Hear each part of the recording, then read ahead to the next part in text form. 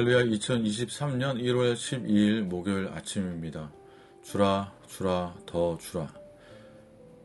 먹을 것이 필요한 자들에게 먹을 것을 주고 또 잃어버린 한 영혼에게 세례를 주는 그 일들이 저와 여러분 삶 가운데 또는 푸른나무 가운데 교회 가운데 충만하기를 소망해 보며 오늘 아침에 말씀과 동행하는 하루를 시작합니다.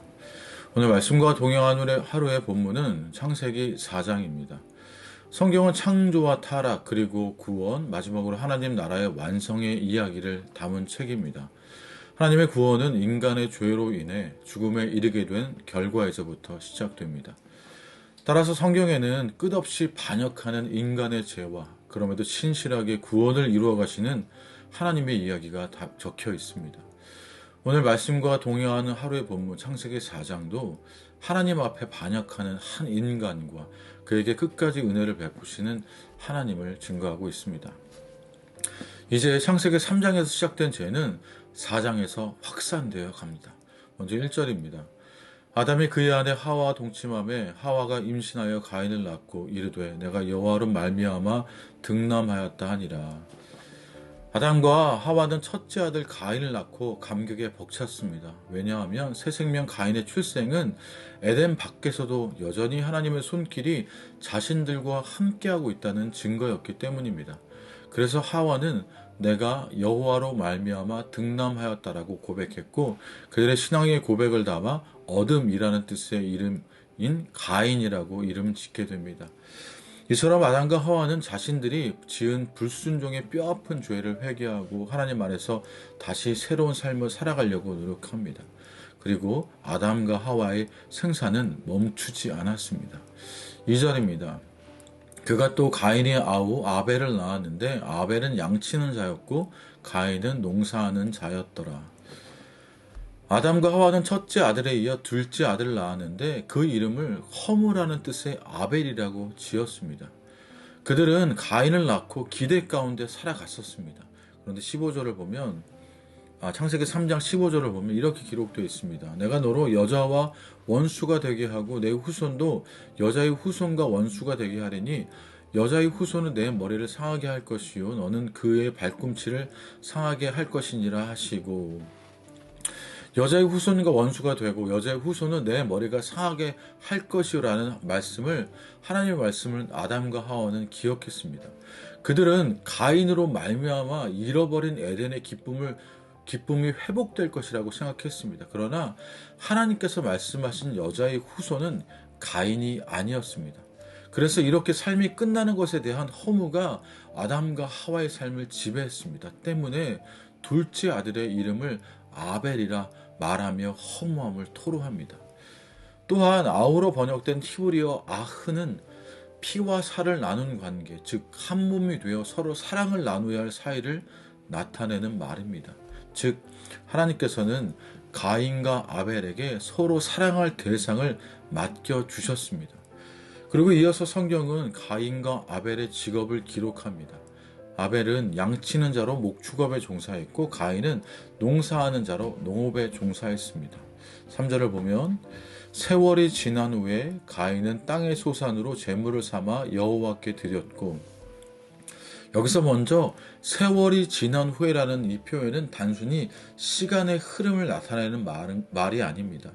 지난으로 번역된 히브리어 캐치는 정해진 기한이 다 되었음을 뜻하는 말로 보통 성경에서 심판을 다루는 문맥에서 자주 사용됩니다. 따라서 세월이 흐른 후에라는 표현은 하나님께서 가인과 아벨의 삶을 평가하고 심사할 시간이 되었다는 것을 뜻합니다. 하나님은 우리에게 자원과 더불어 일을 주시고 그 일을 할 수 있는 여건들을 준비해 주십니다. 그리고 세월이 지난 후 기한이 차는 날 반드시 우리의 삶을 살피시고 셈하십니다. 가인과 아벨에게 그 날이 이른 것입니다. 그날에 가인은 자신에게 맡겨졌던 농사일을 통해 얻은 소산을 제물 삼아 하나님께 드렸습니다.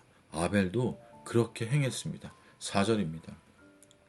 아벨은 자기도 양의 첫 새끼와 그 기름으로 드렸더니 여호와께서 아벨과 그의 제물은 받으셨으나 가인과 그의 제물은 받지 아니하신지라. 가인이 몹시 분하여 안색이 변하니.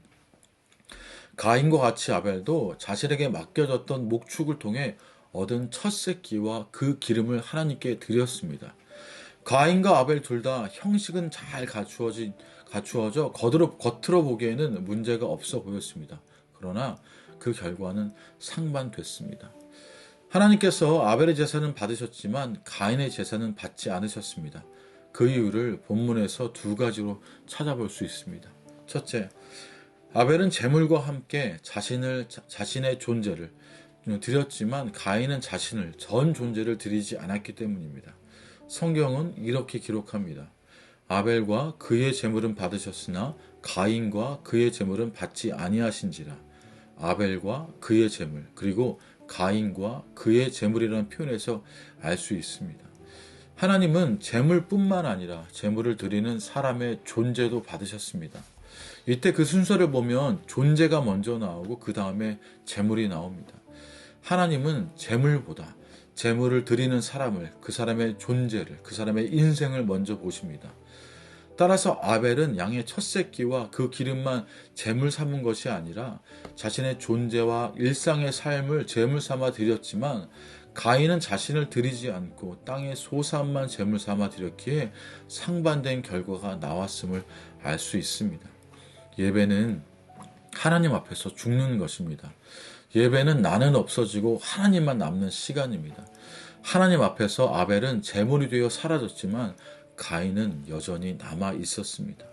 둘째로 가인은 하나님을 경홀히 여기고 있었습니다. 이것은 5절 하반절에 나온 가인의 반응에서 알 수 있습니다. 하나님께서 가인의 제사를 받으시지 않자 가인은 분을 내며 안색이 변했습니다. 창조주 하나님께 제사를 드릴 때 그분이 제사를 받지 않으셨다면 두려움 가운데 자신의 제사가 무슨 문제가 있었는지 살펴보는 것이 피조물의 마땅한 반응입니다. 그러나 가인은 분노했습니다. 창조주를 향한 피조물의 분노입니다.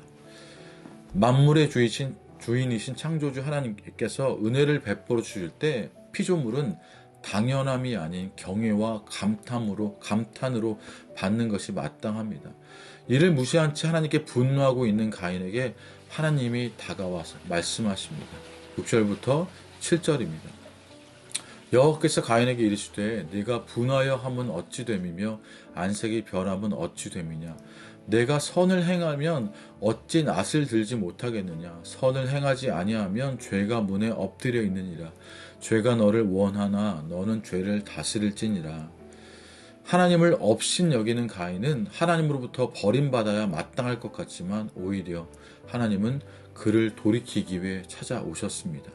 가인에게 임한 하나님의 은혜였습니다. 하나님은 죄를 범하기 직전에 놓인 가인에게 다가와 경보를 울리셨습니다. 6절에서 하나님은 어찌 됨이며 어찌 됨이냐 라고 두 번 반복하시며 가인이 성을 내고 안색이 변하는 것이 옳지 않음을 지적하시고 회개를 촉구하셨습니다. 또한 선을 행하지 않을 때에 그의 삶의 전부를 하나님 앞에 드리지 않을 때에 그의 인생을 하나님 앞에 예배하지 않을 때에 죄가 곧 그를 삼킬 것임을 경고하시면서 죄를 다스려야 한다고 말씀하셨습니다. 죄는 오직 하나님의 말씀 위에 설 때만 다스릴 수 있습니다. 삼위일체 하나님은 가인과 같이 끝없이 하나님을 거스르는 죄인인 우리에게 끝없는 은혜로 다가오셨습니다. 그분은 아무 공로 없는 우리를 아담의 후손으로부터 예수 그리스도의 후손으로 바꾸어 주셨습니다. 이제 우리 이름을 사망의 책에서 지우시고 생명의 책에 기록해 주신 놀라우신 하나님의 은혜가 우리에게 주어졌습니다. 이로 인해 내가 주인 되어 살아가던 가인과 같은 옛사람은 예수님과 함께 죽고 하나님을 중심으로 살아가는 아벨과 같은 새 사람이 된 것입니다. 우리는 이 은혜 앞에 마땅히 아벨과 같이 우리의 자신을 제물로 드리며 영과 진리로 예배하는 참된 예배자로 살아야 합니다. 우리의 자신을, 우리의 전 존재를, 우리의 인생의 삶들을 주님 앞에 제물로 드리며 영과 진리로 예배하는 참된 예배자가 되어야만 합니다. 예수 그리스도라는 완전한 구원의 약속을 허락해 주신 하나님의 은혜에 우리가 날마다 감사하며 오늘 하루도 우리 자신을, 우리의 존재를, 우리의 인생을 하나님께 드릴 수 있기를 소망해 봅니다. 우리 시간 함께 기도하며 나갑시다. 우리가 온전히 예배하지 않으면, 우리의 전 존재로 우리의 인생을 다해 주님을 예배하지 않으면 죄가 문에 엎드려 있는 것처럼 죄가 우리를 삼키게 될 것입니다.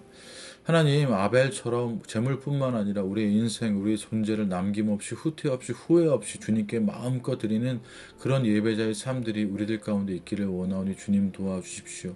또한 가인처럼 실패할 때에도, 가인처럼 넘어질 때에도 멈추지 않으시는 주님의 은혜를 바라봅니다.